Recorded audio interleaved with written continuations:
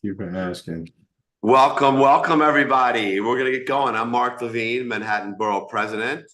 Welcome to our discussion about what the rapid progress in AI means for the future of New York City. I am so thrilled that we are joined by my friend, an expert on machine learning, Mashariki. He's got a background in the private sector and academia, in government, and now in the nonprofit world. Really the perfect person to give us a 360 view of where this technology is going and what it means for us as a city and as New Yorkers. I've personally come to the conclusion that the progress we're seeing on AI is going to change human history. And I think this has huge implications for us as New Yorkers, as a city. I think this has the potential to improve healthcare, to cure disease, to supercharge education, to create economic opportunity. But I also see real threats, the threats of spreading bias and misinformation, of job displacement, and of harm done by the AI systems themselves. And I feel that which direction this goes in depends on us. It depends on decisions that we need to make now. And I don't feel enough of us are focused on it. So that's why we wanted to have this conversation. I'm thrilled that Amin has joined us. His background is just extraordinary. He's currently the director of data strategies at the Bezos Earth Fund, where he helps environmental justice organizations use data to solve complex issues. Dr. Mashariki was previously the global director of the AI lab at the World Resources Institute. He also served as head of machine learning at Urbant, adjunct faculty at NYU's Center of Urban Science and Progress, fellow at the Harvard Ash Center for Democratic Governance and Innovation. And this is very important to me, he was the first ever chief analytics officer of New York City. And there's more. He earned a doctorate in engineering at Morgan State University. As you can see, Dr. Mashariki is eminently qualified. I wonder if you could tell us, Amin, when did you start working with machine learning, and how did you wind up focusing on this field? Yeah, Mark, it's always a pleasure to talk with you, whether it's just us one-on-one or we have an audience. I always enjoy your insights and the way you're thinking about this, and so I'm honored to be introduced to your audience and to engage on this very important topic with you. So I appreciate that. Thank you. Can I just add one thing? So that bio is somewhat off. So my title is head of AI at the Bezos Earth Fund, but then also because I've been at the Bezos Earth Fund from the outset, and so sort of it's like a startup for funds. So it's shifted over time, and I'm the head of AI, and also prior to the Bezos Earth Fund, which is very important to this conversation. I was a senior principal scientist at NVIDIA, which is a company everybody is familiar with, and so my goodness, okay. I think that background, and I was at NVIDIA all the way up through sort of this explosion and the role that NVIDIA plays in AI, and so I think that should be helpful to this conversation. So let me get to the question.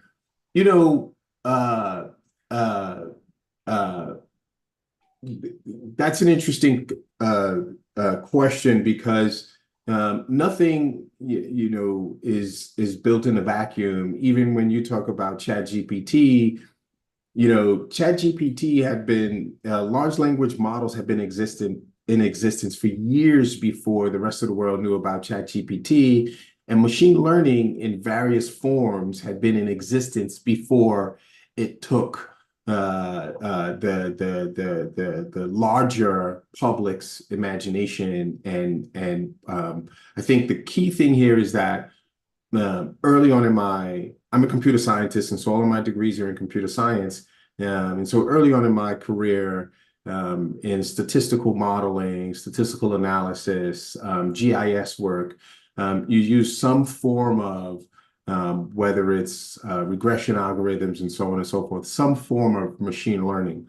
And so early on, I mean, if you break down machine learning, there's just this general concept of using a lot of data to understand patterns, right? So understanding history in order to predict the future, that's been around for a short amount of time. And so early on in my career and working on my doctorate, even my first job out of grad school was at Motorola as a software engineer and a computer scientist. We were doing machine learning.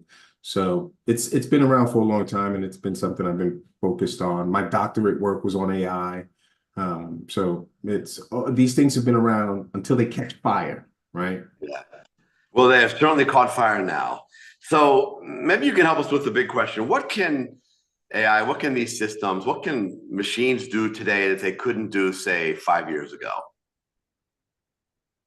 Yeah, I think so. There's two ways to answer that question, right? One is there are discrete, specific technologies that have been created recently that have contributed to this pandemonium or this excitement around AI.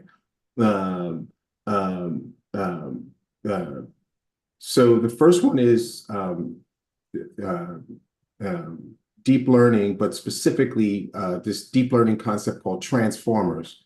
So this was a paper written by Google scientists and others that essentially, the GPT, the T of GPT stands for transformers. And so this was a paper, an innovative paper that was written maybe 4 or 5 years ago that created this new type of deep learning that would allow for the title of the paper is "Attention is All You Need." It's a great paper, so if anyone in the audience is interested, they should check it out. It's called "Attention is All You Need." And so that was an innovation that really sort of moved ChatGPT or the capability of LLMs to the next level. I would also say that self-supervised learning is this new concept that has gotten us into the space that we're at. So the way I would describe self-supervised learning is, if you have a 3-year-old sitting in your living room all day, every day, just kind of hanging out, and you come in with a vacuum and you vacuum in front of the 3-year-old every single day for 3 weeks in a row, without explicitly teaching your 3-year-old how to vacuum. If you go out and buy your 3-year-old sort of a Fisher Price, one of those, toy vacuums, and you give it to them, it's highly likely that they will grab it, take it, and begin to emulate and perform what they saw you doing just through observation alone, right? No explicit teaching, no instructions. They just pay attention, and then they can do. This is something that up to now, computers weren't able to do. We would have to explicitly train computers and teach computers the things that they need to know. And so now with self-supervised learning, that is literally, we don't have to explicitly show them a picture difference between a dog and a wolf for a computer now to figure out on its own the differences between a dog and a wolf based on a number of inputs. And I think that's what's shifting how we think about AI. The other way, so that's from the algorithmic standpoint, that AI is different now than it was 5 years ago, which is driving everything. The other side of this, and this is my former NVIDIA scientist hat, is that what we figured out is that there's this sort of scaling law, which is, Mark, you remember 4 or 5 years ago, we were all talking about big data. Big data is such a big deal. Big data, big data, big data. Well, there was but so much data that you could get and process. And if you were trying to solve a particular problem, if you doubled the size of data, your ability to solve that problem doesn't grow exponentially. It ultimately is asymptotic. It just gets to a point. So it doesn't matter how much more data you bring to the table, you're solving the problem at the same way.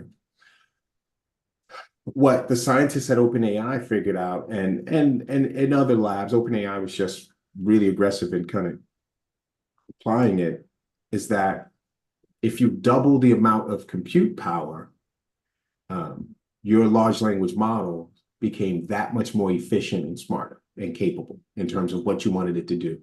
So literally every time you doubled the amount of compute power, your models, your algorithms became smarter.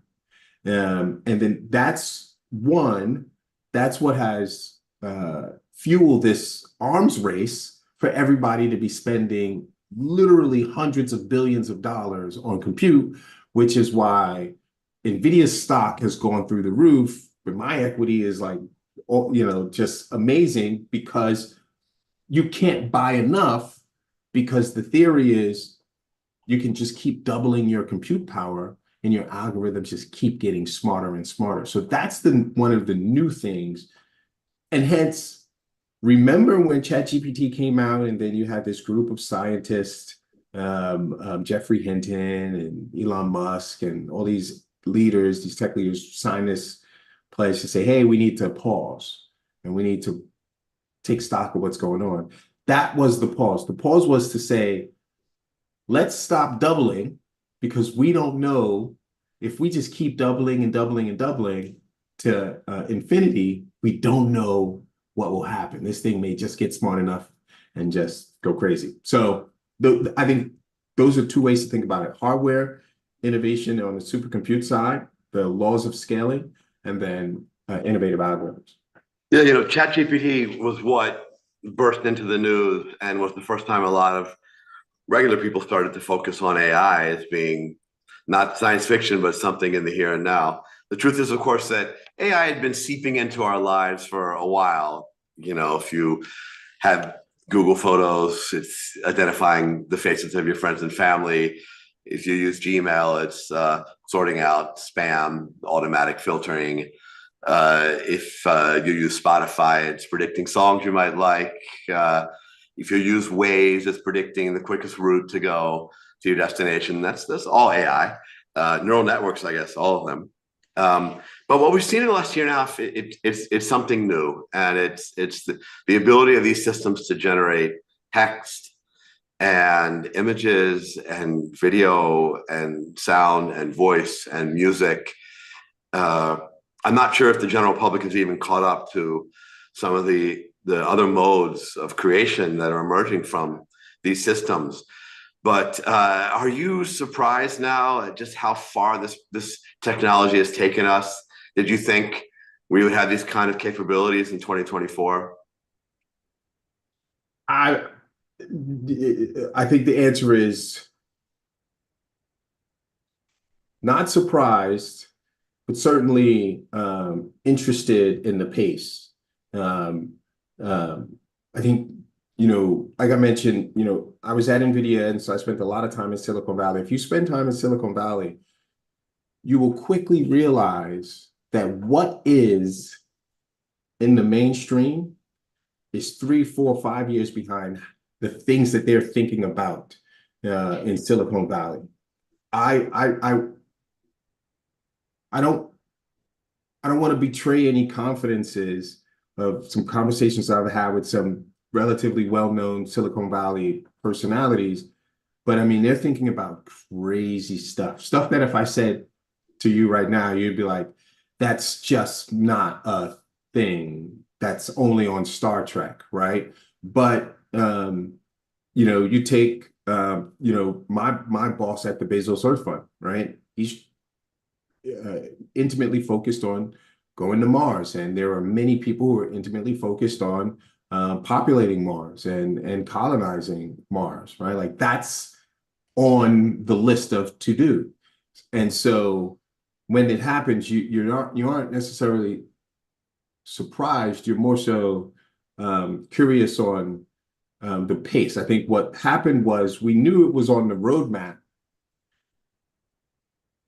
but it's a difference between being an uphill and a downhill. And at a certain point, it just went downhill in terms of the speed with which we caught up to some of these big ideas. So those ideas were always on the horizon. We just hit them a lot quicker than I would have expected. And so there are big ideas brewing in Silicon Valley all the time, like crazy stuff.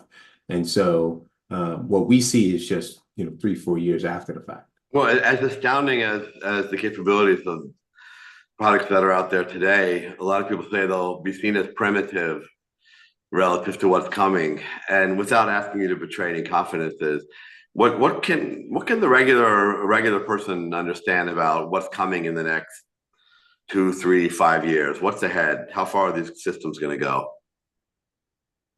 So I think a couple of things. I think um, you know, this idea of sort of the marriage of virtual reality we see with um, um, uh, you know, the Oculus and the Apple goggles and so on and so forth, matched with AI, matched with visual learning and creating environments.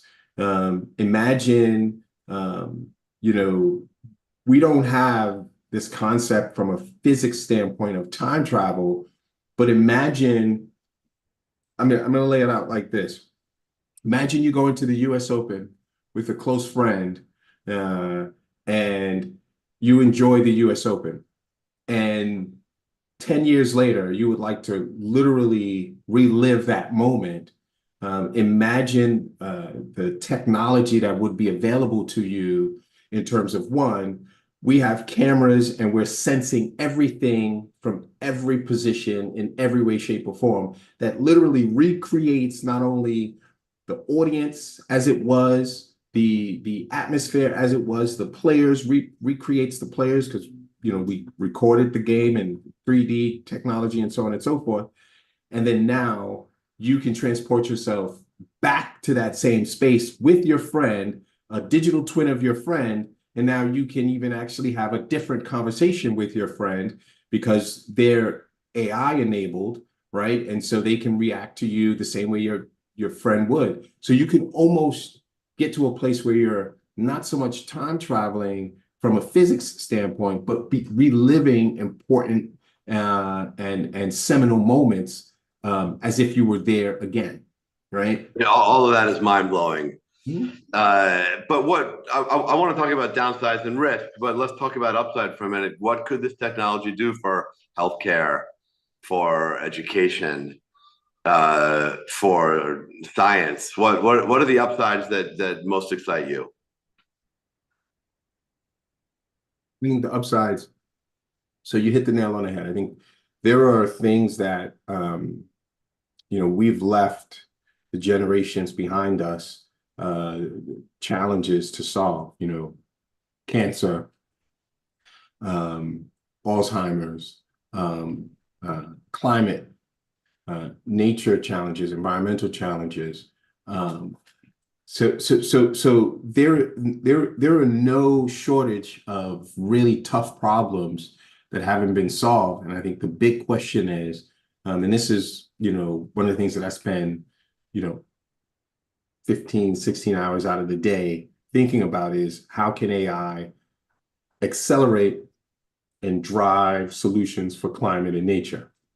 And so I think that's key is looking at the problems that have been plaguing human race over time and then understanding if and how AI can be applied there. So I just think there's no shortage of Well, say more about that because AI powered by these massive data centers, which notoriously consume as much energy as thousands, hundreds of thousands of homes. And if you look forward a few years, we may have some of these systems require as much energy as whole cities. And at a time when we're trying to reduce our carbon footprint, that could really be a setback for our race to slow climate change. But you see an upside here. How could AI assist us in winning the battle to save our planet?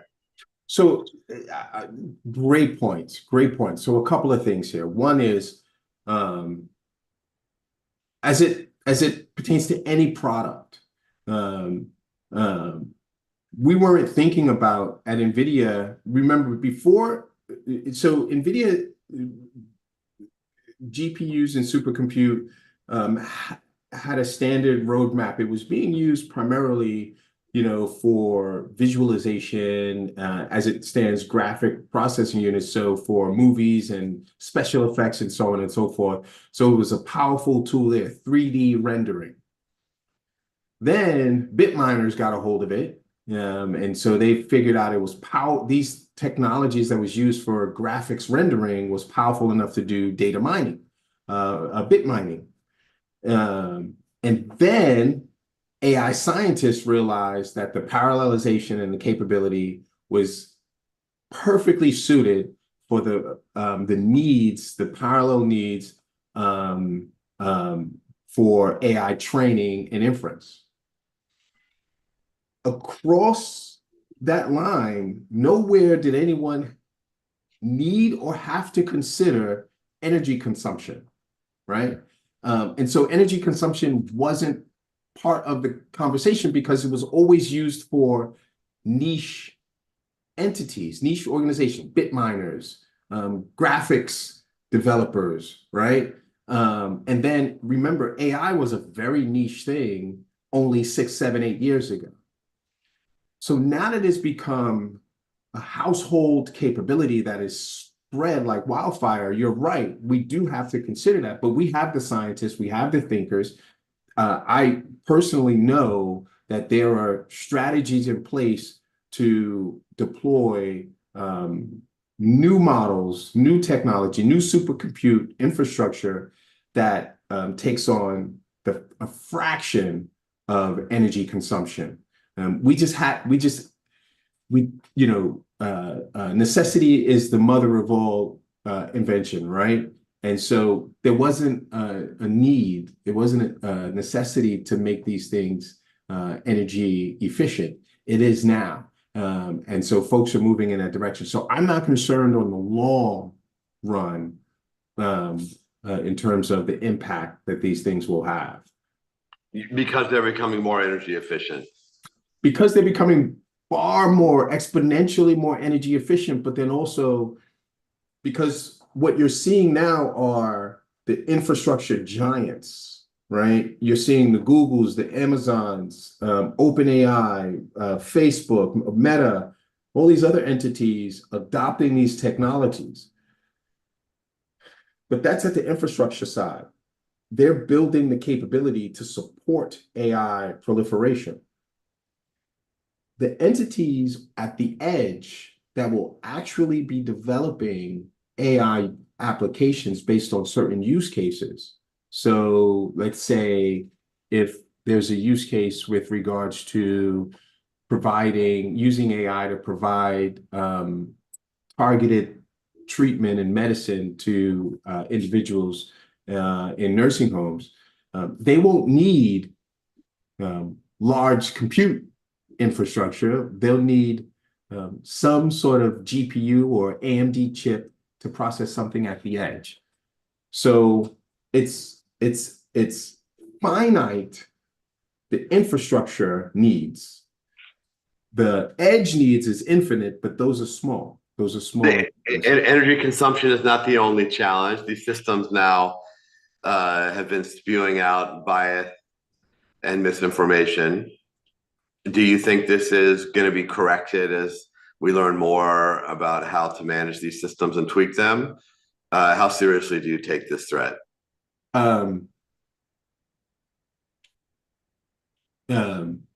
Here in Baltimore, there was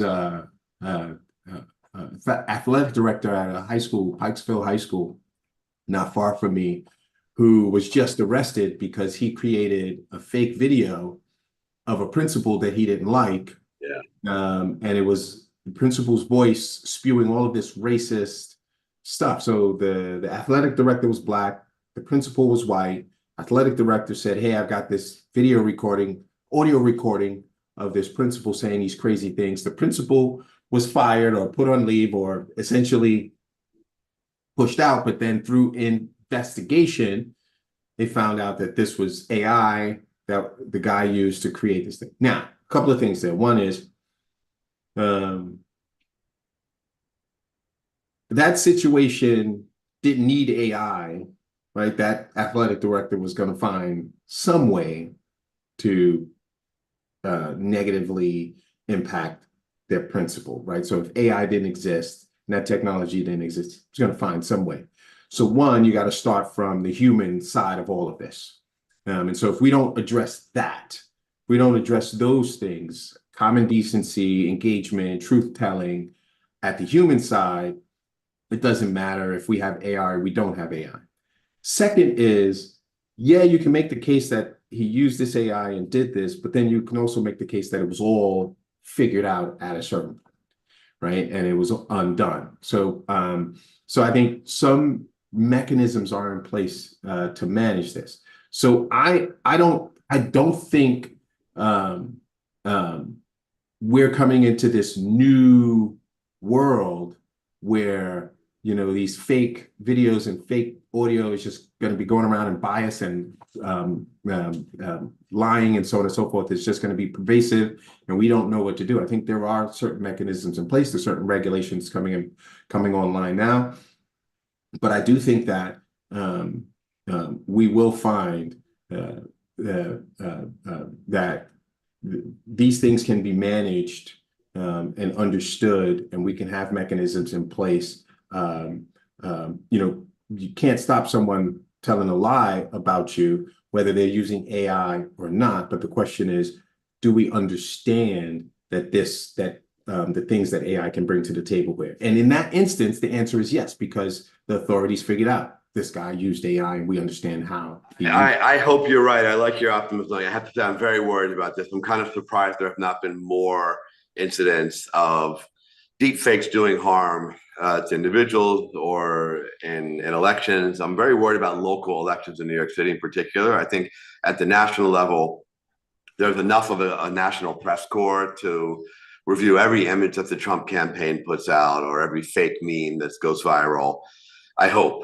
But at the local level, in a busy election year, 2025 is a everything's up for a re-election in New York City and municipal government. We could have hundreds of campaigns, counting city council races, and it's just too much for press corps to litigate every single image or audio recording. And I worry. I think we need a system in place to certify to mark synthetic content in New York City elections. And I've said that the Campaign Finance Board could be the entity to administer that, since people need their matching funds if they want to run for office, so they have a little bit of leverage there. But boy, I hope you're right that it doesn't explode, but I certainly worry about that. I'll tell you what also keeps me up at night is the disruption to the job market in New York City and beyond. I know that with every other technological revolution, we have lost jobs, but ultimately gained many more. Most people don't work in agriculture in this country anymore. We have many fewer people who work in agriculture, but there's all sorts of jobs that didn't exist, like being a senior engineer at NVIDIA. And I expect new jobs will be created out of these changes as well. But I worry about how fast this could happen, about how many people could see their jobs impacted. And it seems like on the edge already. Anecdotally, it sounds like voice actors are getting less work. I think maybe freelance writers are getting less work. Possibly translators are getting less work. You can easily see that call centers could be transitioned mostly to be automated. And these are sectors which are sort of on the edge, although if you're one of the people impacted, of course, it's real. But I talked to an entrepreneur who's working to build really an AI-driven law firm, who thinks that many, if not most, people working in the legal profession could be redundant given the capabilities of AI. Now, of course, the entrepreneur might have a biased perspective. But look, I think about the future of New York City. You know how many jobs there are in New York City in law firms? Not just partners, but also entry-level jobs, paralegals, and administrative jobs that it would really be devastating. New York City can benefit from this as well. We are, after Silicon Valley, the largest concentration of AI startups. And the larger companies like Google and Amazon and Facebook and Apple, they're investing here, growing here. I was recently able to cut the ribbon on Google's new headquarters. They did a more than, I think, $2 billion renovation of St. John's Terminal on the Hudson River. It's a spectacular facility. So they're growing here. So there's an upside as well. But boy, if your job is lost, then this isn't much solace. So how do you think about the impact on employment and what disruptions or upside could lie ahead? Yeah, I'm in full agreement with you. I think there's disruption that's coming. I think about it two ways. The first one is, I think about sort of my mental model is I think about four things: speed, scale, accuracy, and precision. If your job can gain from three of those four, then it's highly likely that AI can either augment or replace your work, right? So it's highly likely that you'll either need to learn how to use AI to augment your work, to enhance your speed, your ability to scale, the accuracy and the precision of your work, or you could be replaced. And so I think that's just reality. And you have to face that and engage that and understand that AI now is where the internet was in the early 1990s, which is we knew it was a big deal. We did not realize that every company, any company that exists now, must engage with the internet, must be internet capable, web capable, internet ready in order to exist. So can you imagine purchasing a car or a device, any device that doesn't connect to the internet at this moment, right? And so that's going to be the case. So be ready for that. I would agree wholeheartedly with what you said. So one, think about those four things. If your job could get exponentially better with either more speed, greater scale, accuracy, and precision, any three of those four, it's likely you will need to engage with AI or be replaced by AI. The other thing that you brought up, which I think is very important point that you brought up, is the speed with which everyone goes into, well, we always had replacements of jobs and so on and so forth, and there's going to be new jobs coming in. But the speed with which this is going to happen is blinding.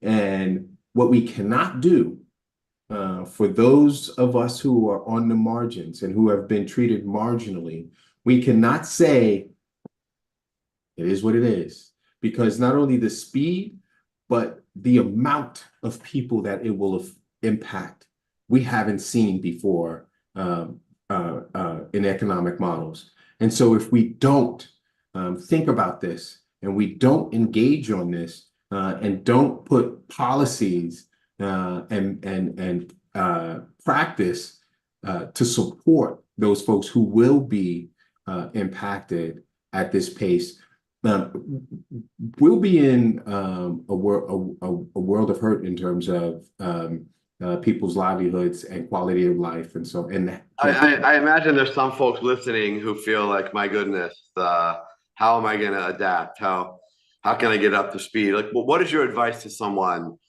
whose job could be enhanced by, you said, speed, scale, accuracy, precision? What can they do to adapt, to learn these new technologies, to make sure that they aren't replaced by someone who is more comfortable with AI? What's your advice to people who are out in the workforce now? Well, I think one, listening to programs like this, because, Yeah. and I mean that because the reality right now is that if anybody tells you they've got this AI thing figured out, there's maybe three or four people who understand what's coming down the pipe. If anybody tells you they've got this thing figured out, they're wrong. And so we're all in the learning stage. Some of us, learn and share at the same time, right? But we're all in the learning stage. And so what you can't afford to do is stick your head in the sand. You are not behind. It is just human nature for us to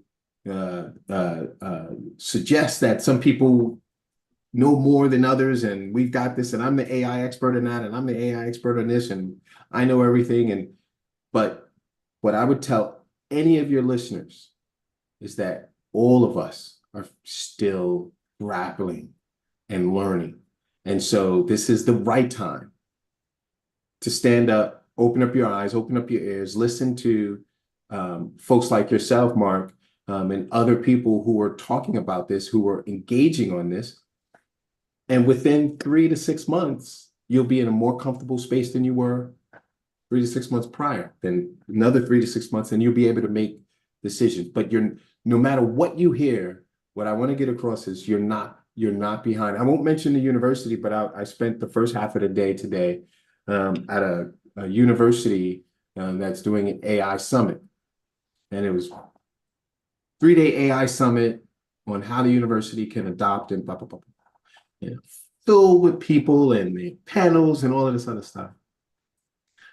I'm not going to say no one knew what they were talking about, but everybody is trying to figure this out. Everybody. It's happening so fast that we're all learning. I'm concerned that this technology could take power from the hands of the few and put it into the hands of even fewer. I would be much happier if we could find a way for this to be a democratizing technology that created opportunity for everybody, especially marginalized communities. And I worry about a tech industry where, as you know, people of color are still underrepresented. And I worry about what that means for the kind of technology that industry produces. What can we do to ensure that we don't leave behind marginalized communities in yet another technological revolution? I don't know. I'll be blunt and say I don't know. It has gotten far more complex. Your statement, your worry, I will, we've progressively in this conversation moved from I'm not as worried as you, Mark, to I think that you're not worried enough. Okay. I think your concern here is founded because we're already seeing it. About a month or so ago, maybe a little over a month, TED had its big TED event in Vancouver, and I attended, and you had some of the top AI leaders in the world speaking, and they all were talking about, and your listeners can Google this, they were all talking about our companies, whether it's Microsoft, whether it's Google, whether it's OpenAI, are committing over $100 billion into AI and research. The lion's share of that money is going to supercompute power. So we're clear on one thing. Those who have compute have the power. That's one. So if you aren't building these models and you aren't building these algorithms, all you're doing is using them. And this goes back to your bias conversation. And so marginalized people of all stripes aren't the ones owning this AI infrastructure, right? So that's one. So we're already seeing this marginalization, this shift in terms of who has and who doesn't. We're already seeing that in compute power alone. What's going to happen exponentially is access to data, and you're starting to see that. These companies are starting to hoover up any stitch of data that's not hammered down, nailed down, right? So you're already starting to see it. It's not something that we're being, predictive about, like, hey, it may come. It's been happening. It has been happening for a while now. So it's only going to get worse if we don't figure out some solutions here. But it's a big big problem. I talked about the booming tech sector in New York City, where by some estimates, there's 300,000 people working in tech here. And these are good jobs. They pay well. They have a lot of upward trajectory.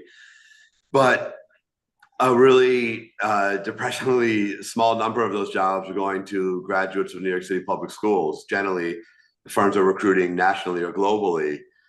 And that's not good enough. I want us to do better at giving opportunities in this sector to kids from New York City. There's no shortage of talent, but there's a shortage of opportunity. What can we do to help ensure that more young people of all backgrounds in New York City, public school grads, can step into these jobs, which offer such opportunity now? So there's probably a bunch of things, and I think that you probably can, you probably will have your own whole specific show on that. I think one of the things, and this is what I talk about a lot as a former adjunct faculty and someone that still teaches and engages, the tech sector has shifted.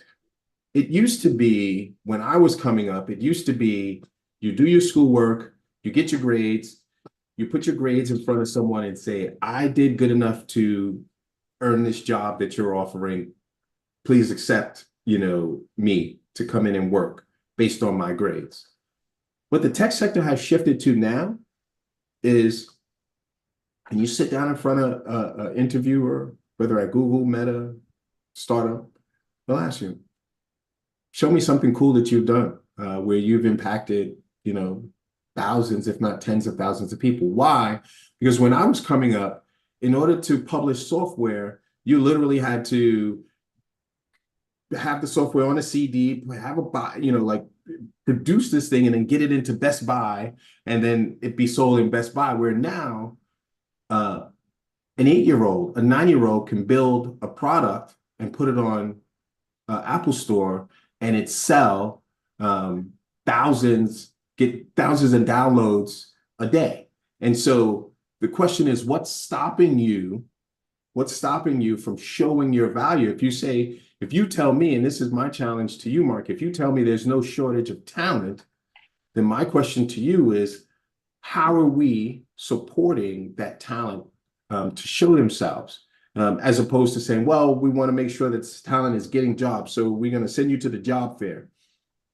If you are talented, there is a market out there for you to engage, build some software, put it online, engage other entities, because it takes nothing to build software. My answer in part to that question is that we have to pivot in our schools.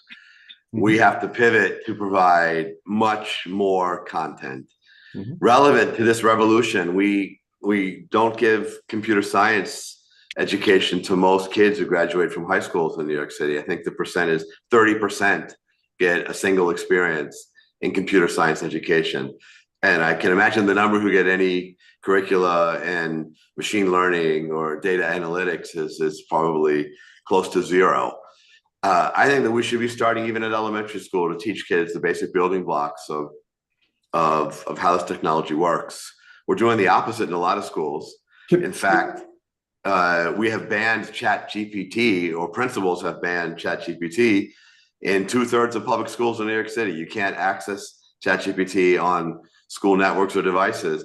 Now, if you're a wealthier kid, then you probably have a computer at home. You might have a smartphone with a data plan. So you don't need the school's networks or devices. Right. But a low-income kid might only be using the iPad or the laptop they got from school. So we're doing the opposite of creating that opportunity for young talent. We really have to pivot in our public schools. Can I challenge you there for a little bit? And challenge in terms of have a dialogue about that. So what do you think about sort of the shift that purportedly is happening, where you have, my former boss, Jensen Huang, who's now the rock star, the godfather of AI, who's not a rock star of this space, who a month and a half ago was at a conference and literally said, computer science is dead. We don't need to be teaching anyone computer science anymore, because the AI can do the computer science. We need to be teaching domain expertise. We need to have people who understand the problem, who understand the challenges, and then match them with the AI that now is going to be coding, doing all of the coding. So why teach someone computer science? Why teach someone coding when the AI is going to do that? Or even at the TED conference, and I'm mentioning these because all of these talks are online. I'm just throwing these things out here. But the CEO of GitHub, which is a well-known technology, the CEO of GitHub, Tomas, has this concept of GitHub Copilot. That's like, look, you just tell GitHub what you want to build, and it will build the code for you. And so, how do we? Look, I want to juxtapose your concern, which I am in agreement with. When I was in the de Blasio administration as a chief analytics officer, we had the Computer Science for All initiative. Let's get computer science from the kindergarten all the way through 12th grade. But now you have private sector saying, no, no, no, that's the opposite. Don't teach them computer science, teach them the problems and how to solve problems, and teach them how to work with AI who's going to do the coding. They don't need to learn how to code anymore. So how do you? I don't have a good answer for you. And I have a friend who says that the best thing we can do is just teach kids resiliency because they're entering into a turbulent world. But I will say this, if you look at chemistry, and we started in the mid 20th century teaching all kids chemistry in this country, not because every kid was going to become a chemist, but we figured out, like, to understand the modern world, you need to know that H2O is three little atoms that make a water molecule, and that chemicals were changing modern life. And maybe there's something to the idea that you at least need to understand these systems, because, as you said, almost every job is going to be impacted by them. And there's something that's become a cliche now, which is, you're not going to be replaced in your job by an AI. You're going to be replaced by a human who knows how to use AI better than you. But these are tough questions, and we have to move fast. We don't have time for a 3-year study by a blue ribbon committee. Right. I feel like we got to put stuff in place by September of next school year. But we are running short on time, and I work in New York City government, and you were a leader in New York City government as the city's first chief analytics officer. And I have thought a lot about what this could mean about how New York City government needs to change or could change. And look, let's be honest, government doesn't move quickly. In some ways, we're still catching up to the computer revolution and certainly the mobile revolution. And there are still hundreds of fax machines in use across New York City government. It's just a reality. But I see huge potential to serve New Yorkers better. We have hundreds of thousands of people in New York City who qualify for food stamps and don't currently receive them, but many of them, maybe most of them, have a smartphone. What if we could make it really easy to sign up in your own language, in any language, for food stamps, as one example? Anyway, what are the potentials and the threats that you see for New York City government as well itself? What do we need to be thinking of about as government leaders? One, I think the threat is just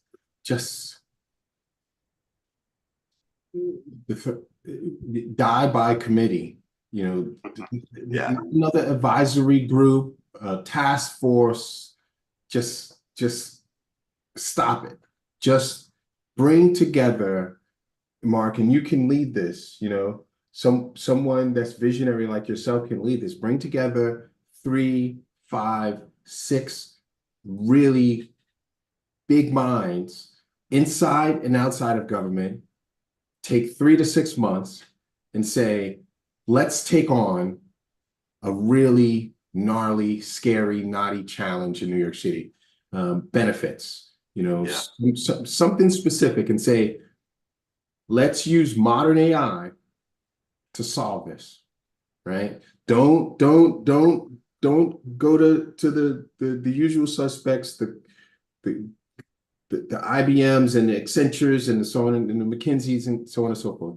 Bring together a handful of smart folks, take 3 months and attack this problem, and find a solution, and then publicize that and engage and then build from there. But these task forces aren't going to work. These advisory groups because all they turn out to be, and I can say these things now because I'm no longer with the city, but I couldn't say it when I was with the city, which is all they are cherry picking of people that are going to be either favorable to the administration, or you want people who normally, if they're left out, they're going to be throwing rocks at the administration. So let's bring them in so that they don't throw rocks at what we're trying to do. And then, and it's just it just becomes a process of just making as many people happy as possible, as opposed to solving the problem.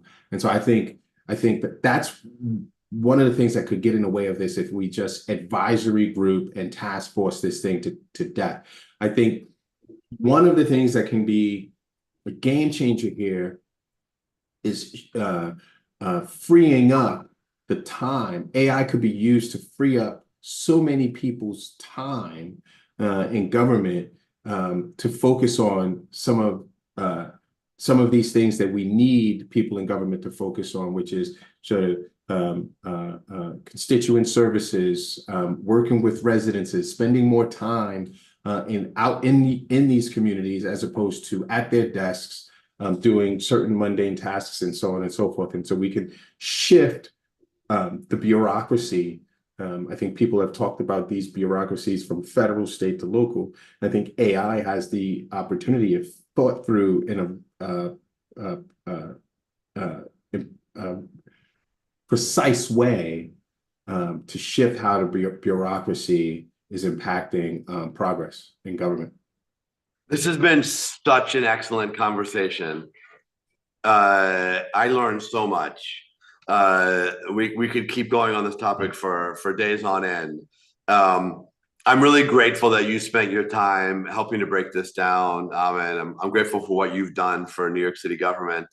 I think all of us have to be on a learning journey right now, because what's coming is going to hit us fast and furious, and we've all got to push ourselves out of our comfort zone to learn more. So I really want to thank you for sharing your wisdom with us.